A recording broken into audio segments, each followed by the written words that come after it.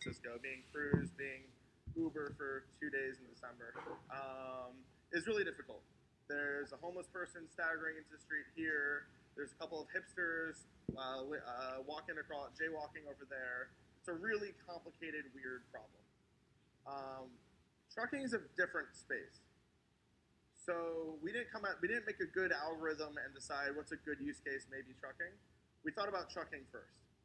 So many of you guys probably don't know this. There's a severe truck driver shortage in America. The reason for that is it's really, really hard to get human beings to spend a month at a time in a truck. If you're willing to do that, if you're willing to live in a truck, get home 1 day a month, without a high school diploma, you make $60,000 to $90,000 a year. There's a shortage of $50,000. So the problem in trucking is not how great of a math problem can we solve. The problem is, can we make a truck move? To make a truck move, it doesn't need to be autonomous 100% of the time. To make a truck move, it needs to move. If you are building something that addresses this space without actually removing the person from the truck, you're not solving the problem. You don't have a product. You're doing nothing.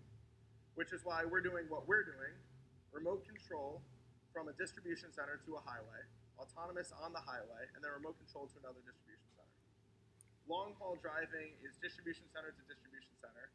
At each end, it's no more than 5 miles away from the highway. We effectively made a driverless truck without ever needing to deal with how do we stop if a kid chases a bouncy red ball into the middle of the street. It's pretty telling that the one company really in market isn't using LiDAR. It's a really cool sensor. It's spinning lasers. That's awesome. I would love some spinning lasers. The reality of it is that there are very few LiDARs that have been built that functionally operate at highway speed. I've heard numbers that there's 500 or 600 of them. They're hard to get a hold of. If we were waiting on magic LiDARs to show up, we'd be waiting to build self-driving trucks for a long time.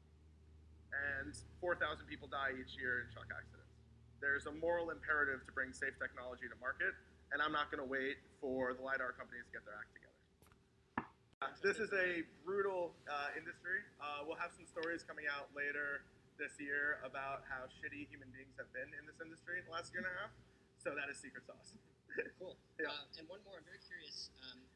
I noticed you guys took an approach of attaching your own actuators to the steering wheel and to the pedals. One, why did you take that approach? And two, how does that impact driver takeovers? Yeah, so our system, not on, but with the whole system in the way, as you might be getting at, has been driven across the country multiple times. So it doesn't have an impact so far that we've noticed on driver control of the vehicle. The reason for actuators as opposed to going into the data board. So when I first started working on this in September of 2015, I started emailing some like R&D labs for some giant OEMs that I'm sure some of the richer ones of you own vehicles from. And I said, hey, how hard would it be for us to just get access to your open API